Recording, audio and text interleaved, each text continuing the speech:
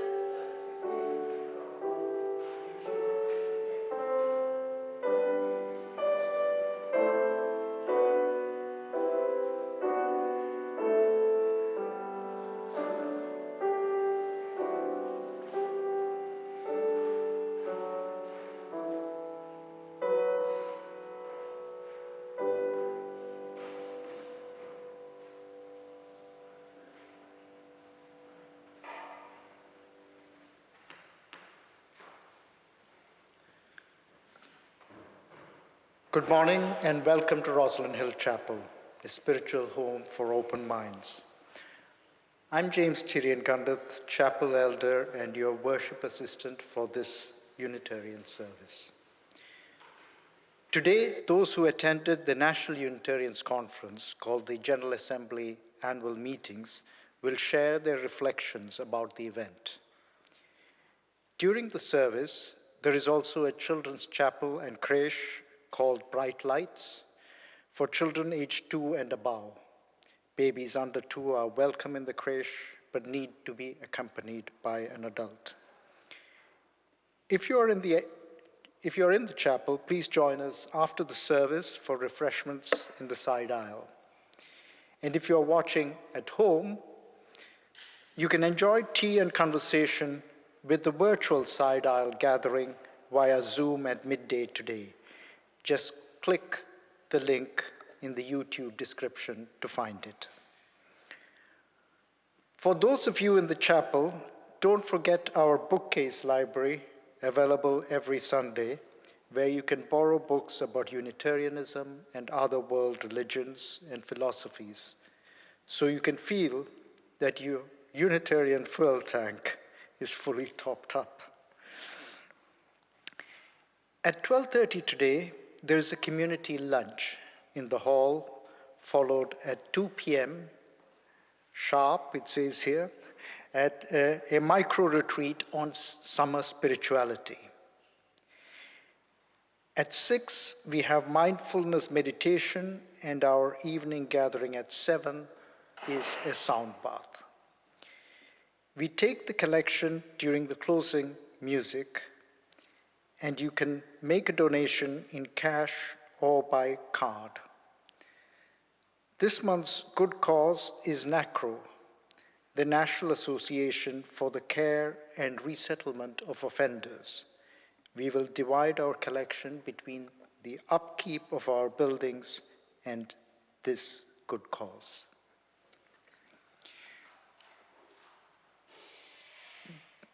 The words for the Chalice Lighting today are by Reverend Celia Cartwright. This is our meeting house for worship. Here, we are a community connected by ties of faith and fellowship. May the diversity of our beliefs be a blessing to share, that all may grow in harmony with the divine.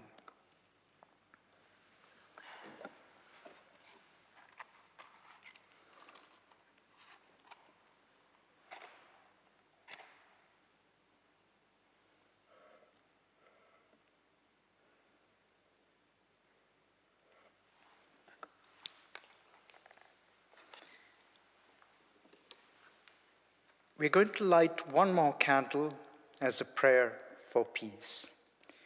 We light this peace candle in recognition of all the conflicts happening around the world, and especially in the Middle East. We think here especially of the suffering of the people in Gaza and in Sudan and Ukraine. We hope that people can find peace in their hearts. Using our thoughts and our actions, we try to walk the path of peace.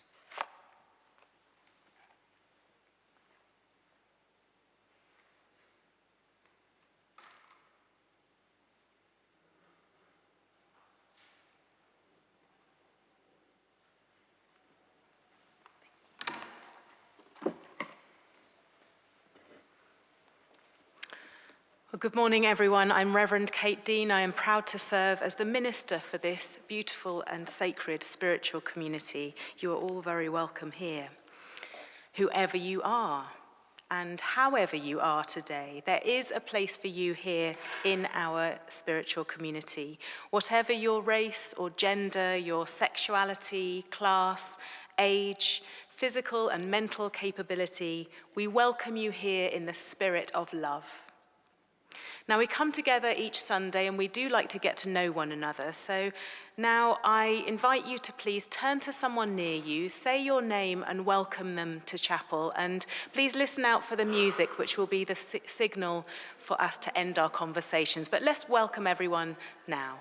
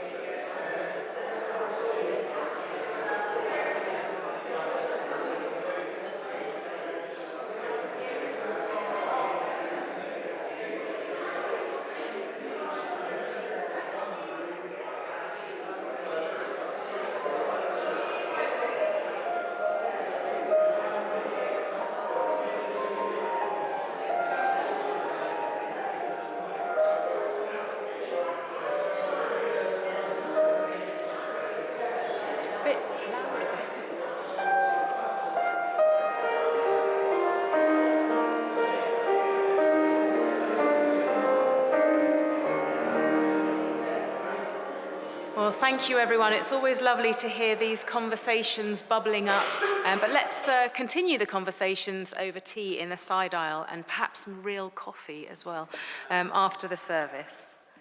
But for now, let's sing our first hymn. It's in your purple Sing Your Faith hymn book, number 42, from the Light of Days Remembered. And as is our custom, please listen out for the introduction and then rise as you're able to sing hymn number 42.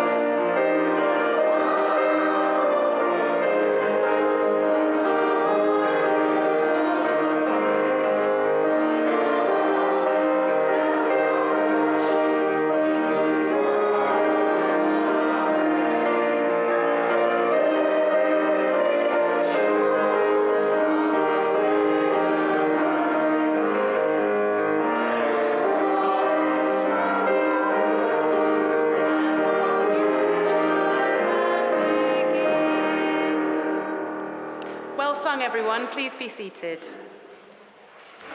Now, I do have a time for all ages. I wonder if one young person might like to come forward for this.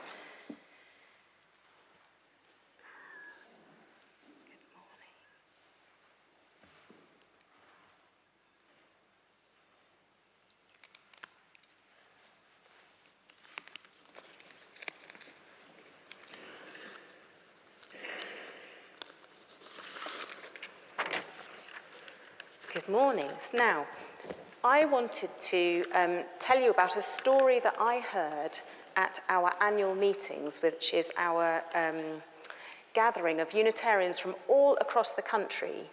And there was a big service called the anniversary service, and my friend Maud was leading the service, and she told a story by Byrd Baylor called "Everyone Needs a Rock." Now, it was quite a long story, so I wanted to just talk about the story and wonder if you wanted to choose a rock. Now, in the story, it said that everyone needs a rock. Everyone needs a stone. And it's not just any stone, it's a special stone that you choose. Now, there are all kinds of rocks in the world. There are smooth ones and rough ones, small pebbles and big stones, shiny ones, dull ones. Look, I've got some here that you can have a look at. Can you see? Some are smooth, some are darker than others, some are lighter. And you can feel each one of them and see which one you like the best, because that's the most important thing, is to choose the rock that really feels good for you. And guess what? This rock can actually be your friend. You can make the rock your friend. You can feel the rock when you're a bit nervous or anxious, or maybe you're feeling angry. You could even kind of talk to the rock and tell it your problems. And that will be your own special rock. And so some people might look for the biggest, shiniest rock, but actually the best one is the one that feels like it's your own and it belongs to you. So we can all think about finding a rock for ourselves, just the right one. Do you want to just check that that's exactly the right one for you? Yeah, you've decided? Yes. Okay, so you can keep that rock as your own special rock, your own special friend. So I do recommend this book, Everyone Needs a Rock by Byrd Baylor. It has some lovely illustrations, and maybe when we have a little more time, we'll go through it. But thank you for listening and choosing your rock. And we're going to sing our special song for our Bright Lights activities. Hope you enjoy them.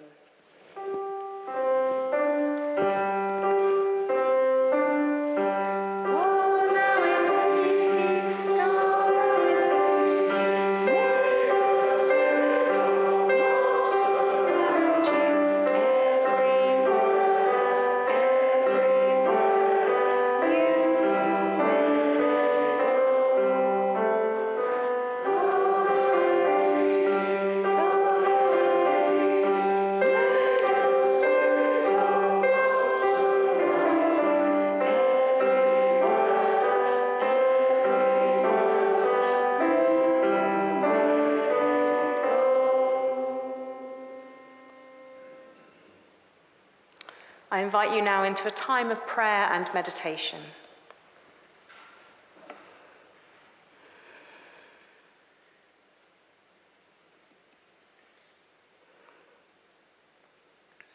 We come together each Sunday with hearts full of joys and full of concerns.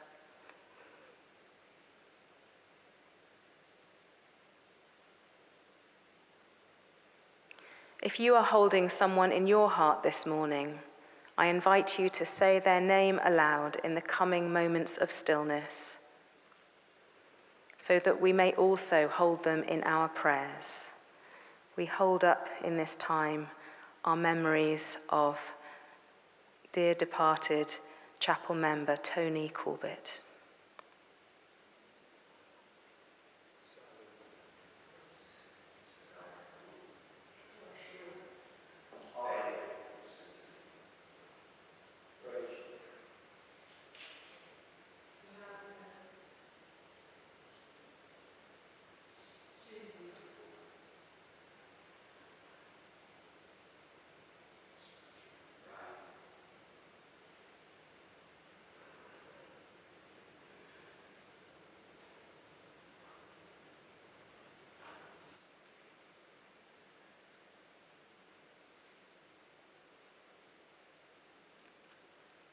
Spirit of life and love, God of our hearts, we give thanks for those who bring us joy, and we pray for the safekeeping of those whom we hold in concern.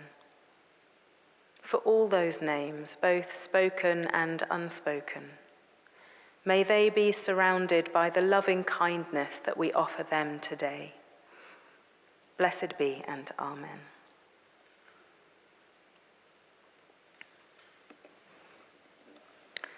Now, Rosslyn Hill Chapel is a member of the General Assembly of Unitarian and Free Christian Churches in Great Britain. And the GA serves as the central body uniting around 140 Unitarian congregations across the country and their affiliated societies. Its mission is to promote a free and inquiring religion through the worship of God and the celebration of life, the service of humanity and respect for all creation, and the upholding of the liberal Christian tradition. Now, you may have heard me mention the phrase, the worship of God and the celebration of life before, as I think it is a great expression of what we do here.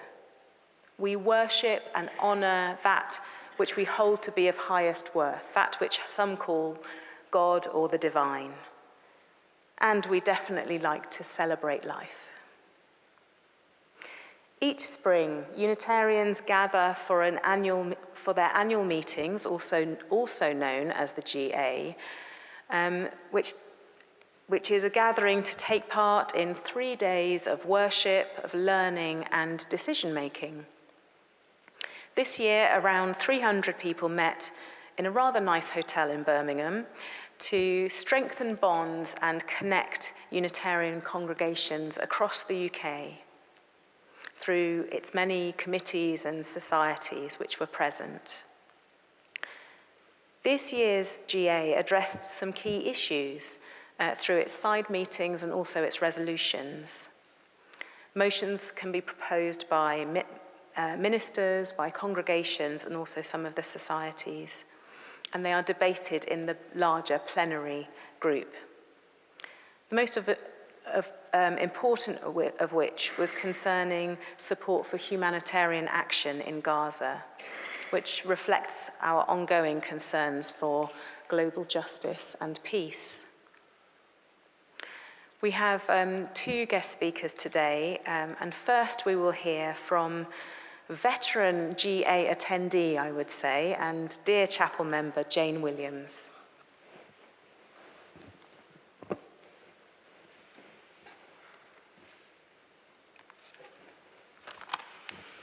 Yes, indeed, veteran. I've been going to the GA for, well, probably over 50 years now. And apart from learning all sorts of new things and meeting lots of old friends, I also meet new people. Kate said the meetings, and of course it is meetings of lots of different societies. For instance, the Historical Society, and they always have very interesting speakers. This year, I particularly wanted to go to the Peace Fellowship. Now, what is Unitarian Peace Fellowship, you may ask? And this is something which was formed back in 1916, in the middle of the darkest days of the First World War.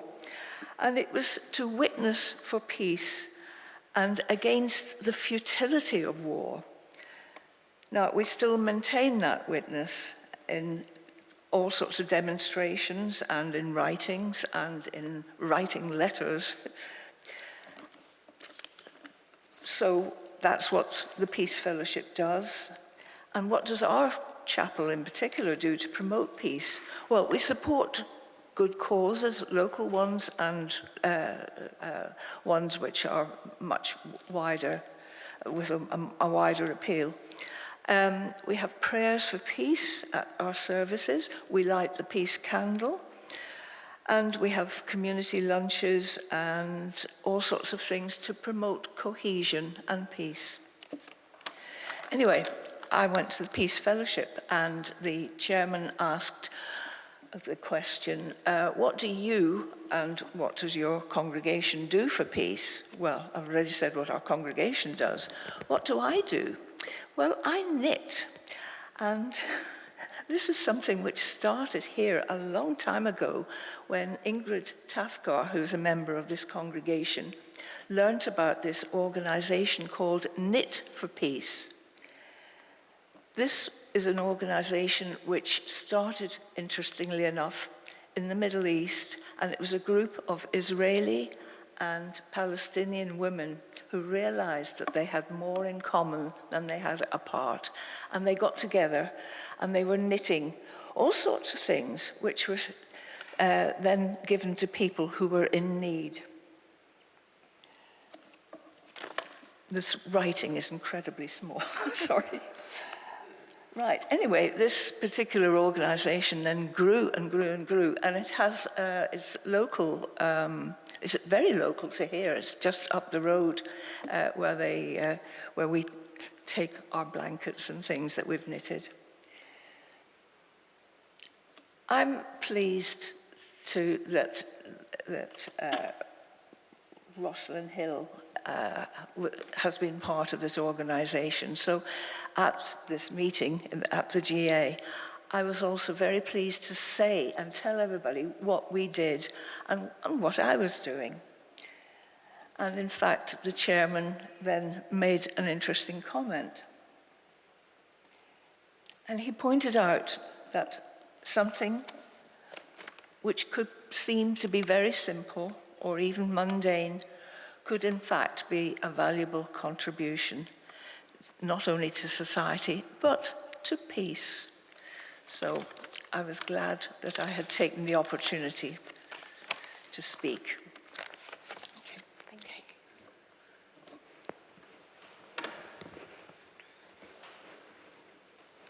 Thank you, Jane. And now let's sing again. It's hymn number 128 in your purple book, Our World is One World. Hymn number 128.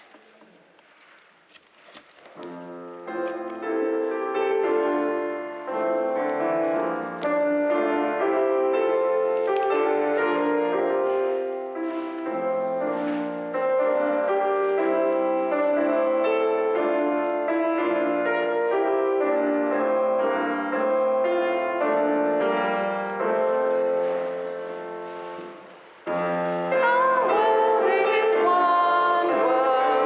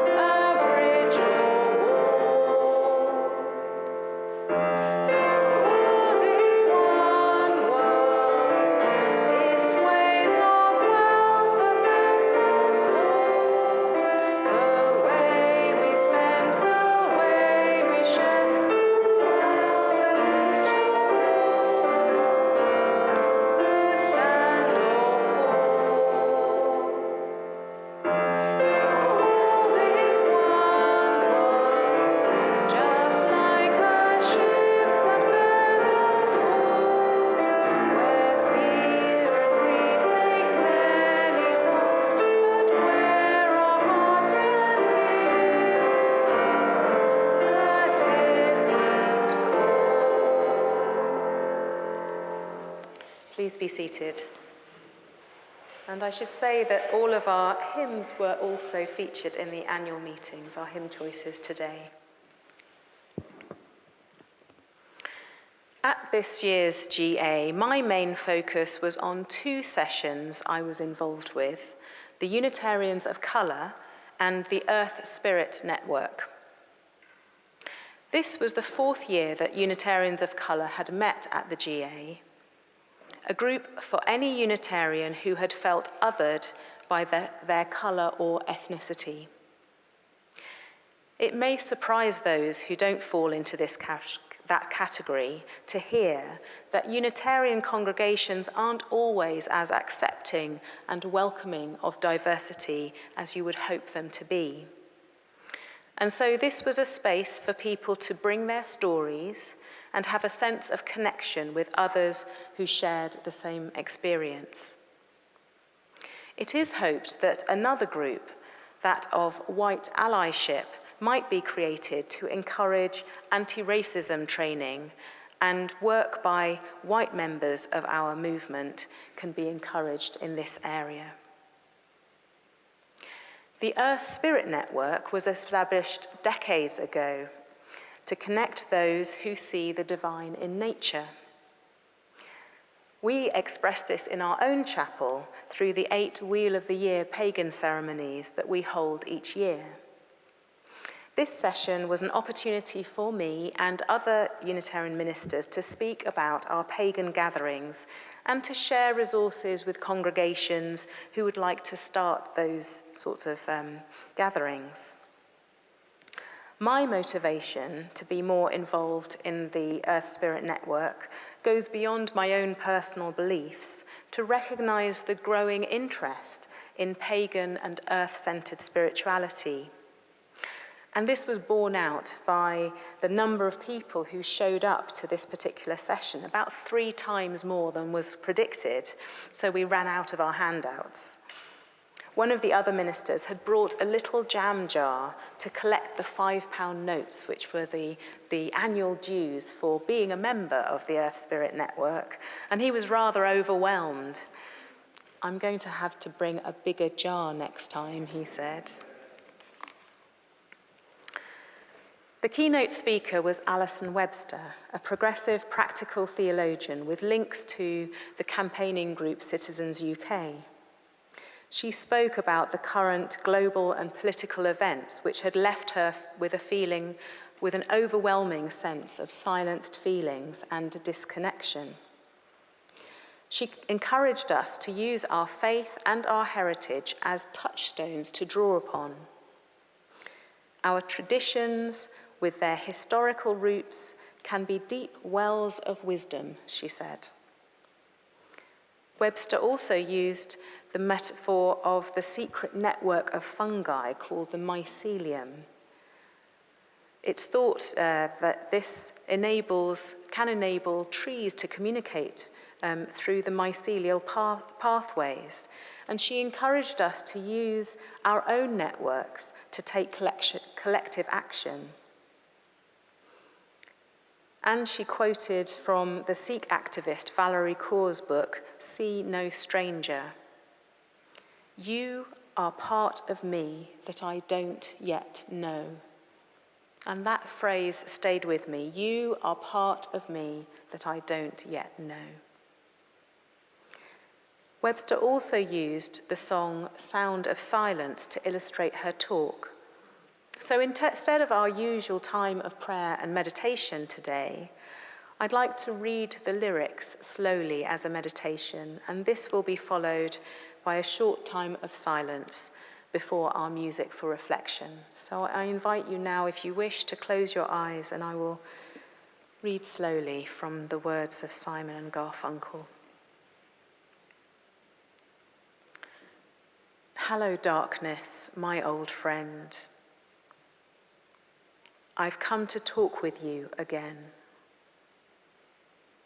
because a vision softly creeping left its seeds while I was sleeping. And the vision that was planted in my brain still remains. within the sound of silence. In restless dreams, I walked alone, narrow streets of cobblestone. 'Neath the halo of a street lamp, I turned my collar to the cold and damp. When my eyes were stabbed by the flash of a neon sign that split the night and touched the sound of silence. And in the naked light I saw 10,000 people, maybe more. People talking without speaking. People hearing without listening. People writing songs that voices never shared. And no one dared disturb the sound of silence. Fools, said I, you do not know. Silence, like a cancer, grows. Hear my word that I may teach you. Take my arms that I might reach you. But my words, like silent raindrops fell and echoed in the wells of silence. And the people bowed and prayed to the neon god they made. And the sign flashed out its warning in the words that it was forming. Then the sign said, the words of the prophet are written on the subway walls, in tenement halls, and whispered in the sound of silence.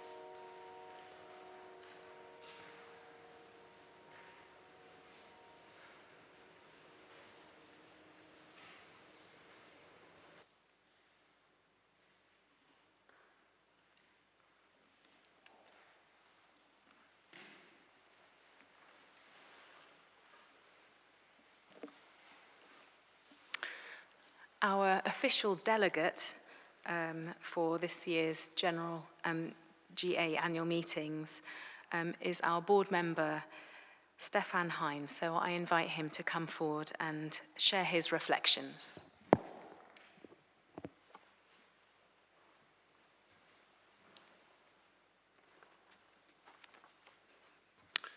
Thank you, Kate, and thank you, John, for this beautiful music. Stunning, no? Hello, everyone. Nice to see you all and to have this opportunity to share about my first ever experience at the GA of the Unitarian Church here in the UK. And first of all, I want to express my gratitude and appreciation, say a big thank you to the Rosslyn Hill community that I was able to go as an official delegate to this meeting, which really meant quite a lot to me, and to represent the chapel and its interests at this conference. I have to say I'm totally a newbie to this, and I was quite unfamiliar with everything that was going to happen. So I went there with a spirit of curiosity and as an observer, trying to get a bird's eye viewing of my overall experience and following the inkling and the hunches, which parts of the conference to attend and which ones I would give a miss. So it was a bit of a journey of discovery. My first impression was it was a great environment to be in. It was a great venue and setting at a Birmingham fairground, better kind of hotel, with surrounding parkland and a lake, a shopping center and leisure park if one needed a change from the atmosphere of spirituality. The service was excellent, the rooms were really magnificent. There was good food, spoiled for choice, I felt. There was a spa, a pool, a gym with park view, and a bar, great for socializing and meeting after the hard work of discussions. Highly recommended, I would say, as a place to stay, to meet and mingle with others for a time of relaxation and inspiration.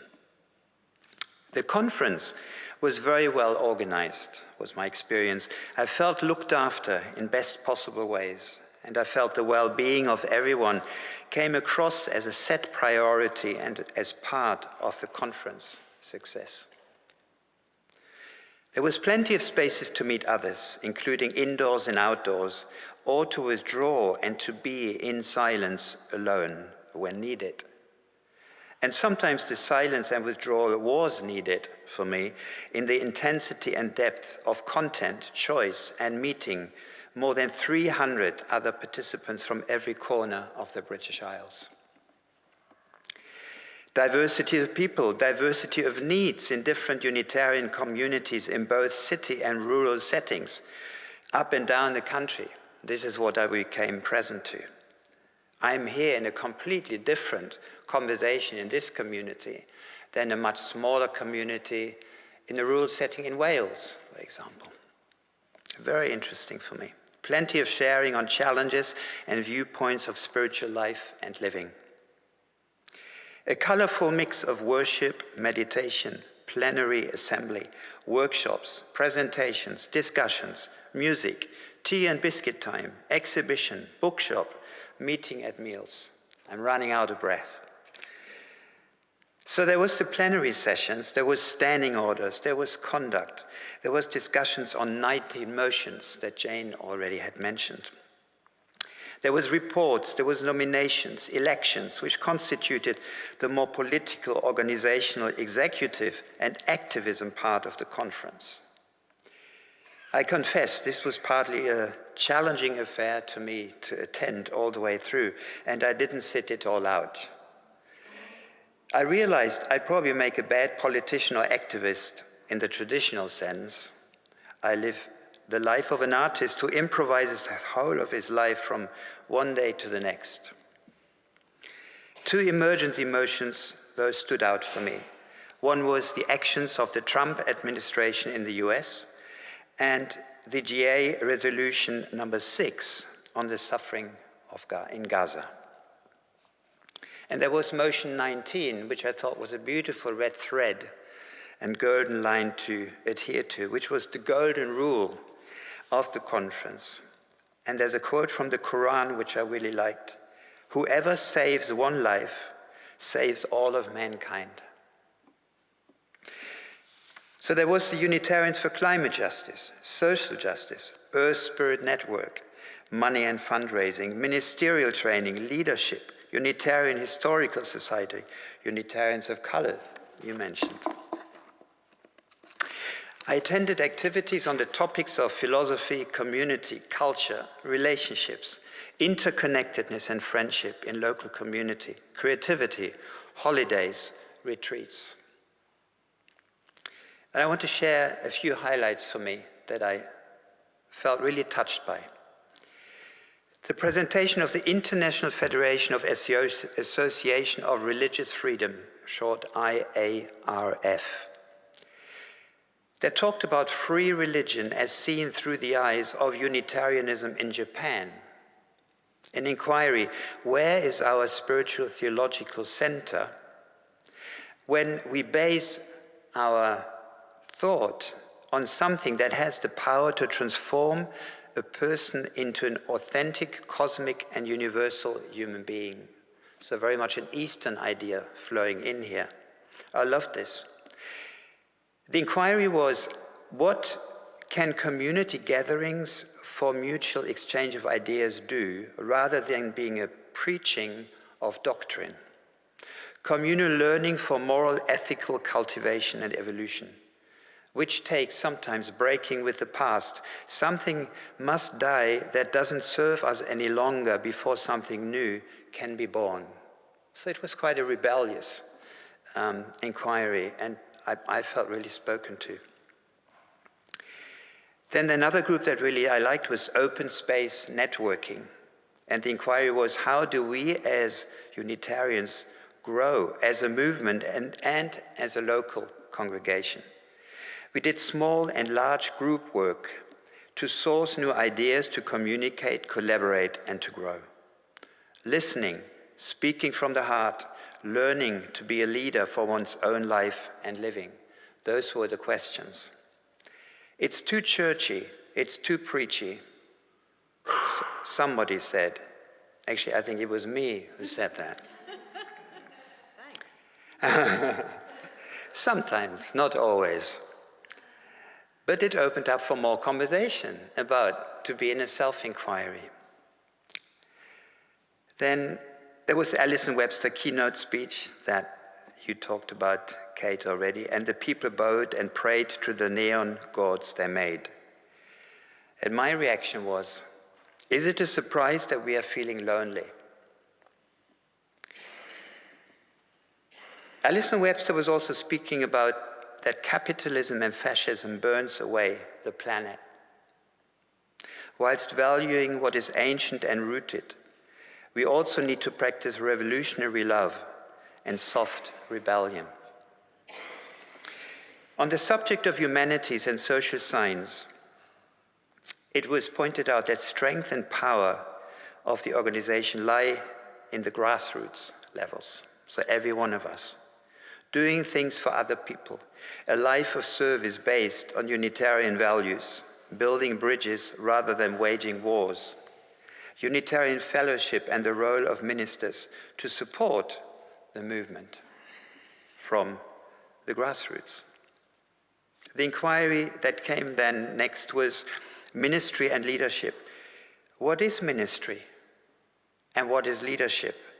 Who is in charge? What it entails to enter and train a ministry and lay leadership role within Unitarianism. That's something I'm personally quite open to learn more about. Personal and professional standards of the organization and every one of us. Topics covered and discussed were ministerial vocation, training, coaching, supervision, peer support, the roles of trustees and the board, sabbaticals, congregational autonomy, pastoral services, CPD courses in preparation and networking. Innovation rooted in tradition, the role of a decan in community, What is a GA offering for the future to remain popular and speak to people? Reverend C.J. McGregor, our district minister, spoke from a district leadership series, which I understand right, he's trying to set up, where everybody of us is invited to inquire deeper into these questions of what does leadership mean, both for my personal life and my spiritual life in community. And how do we get more people interested in leadership roles? I'm a leadership coach, so I would be interested in this. Each area has different needs. Look out for emerging leaders and enroll them, inspire them. Courses at the Unitarian College were also spoken about in this context. Then there were the engagement groups. It was all flowing together beautifully for me, with the purpose to further and enrich the ministry of a congregation. There was opportunity to sign up for Facilitators Network to get support for worship leading and small group ministry. There was a large variety of topics to choose from healing to poetry, hiking, making music, study of world religion, science and faith, theater and culture, chanting and singing, creative writing, book discussions, cooking. The list is huge. Is anybody getting bored? I wasn't. And then the fascinating topic on dreaming engagement groups into being. Right? Fascinating. All to deepen community and spiritual life, relationships, shared interest, connection to church and chapel, and connection between each other. There was an executive committee exploration, our virtues, and then the shadows of our virtues. Now that was a little bit spiky. The inquiry was, how do we learn to embrace all of who we are, the light and the dark, the parts of us we like and those we don't like? This was a bit of psychology. Watch out for reactiveness.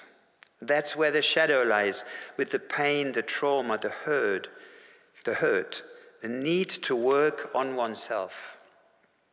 Learning to name and acknowledge our experience of shadow, everything we put in the back into our subconscious mind, as a force that influences our choices and actions, how we show up in life. If we are avoiders of conflict, then we may be building up resentment and hostility between each other. The most joyful event for me was the satsang, a spiritual gathering inspired by the Hindu tradition. A satsang is to engage in spiritual discourse, study, meditation, and sharing. A joyful group singing was brought into being in the tradition of kirtan, devotional singing in India. Sometimes we do this here as well in the chapel. It was facilitated by the Hare Krishna musicians who had been invited, and they made a dance. Everybody was up on their feet dancing. Super happy event. Music to dance and express the joy of living. So in conclusion, I would say, the diversity of program and topics made this a rich and inspiring conference. It was both educational and informative to be with such a diverse community of 300 individuals from different walks of life, with different needs and desires and of varying spiritual traditions and beliefs. I don't go along with everything I saw or heard, and I remain open for deepening conversation. To learn. I felt overall touched, moved, and inspired by the goals and the intentions that found expression in diverse actions and initiatives. And as different as these initiatives appeared, they pointed at a red underlying thread that connects us all with similar vision. How to support this human life and all of life through virtues of trust, love, compassion, care, and responsibility that is nurtured through the mystery of deeper spirit. Whilst every individual has to discover their own path to soul fulfillment and realizing meaning, purpose, dreams, and aspirations, in our shared humanity, in the inquiry of friendships and companionship, I realized that I can walk this path in sharing parts of me in community or sangha. This then perhaps was my biggest takeaway, that life is so much more fun and so much bigger in mutual acceptance, including in our differences, and to celebrate the times of meeting as opportunities of learning and healing, helping to advance our unique personal journey through life out into community. I would do it all over again. Thank you.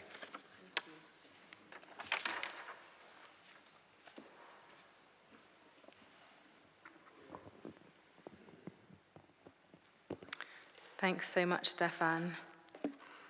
As we're coming towards the end of our service, let's just pause to give thanks for all of our Unitarian congregations scattered across the cities, across rural areas. We are independent groups, but like the mycelial networks beneath the forest floor, we are quietly and perhaps powerfully interconnected. It is our relationships, our conversations, and our shared values that bind us together in this way.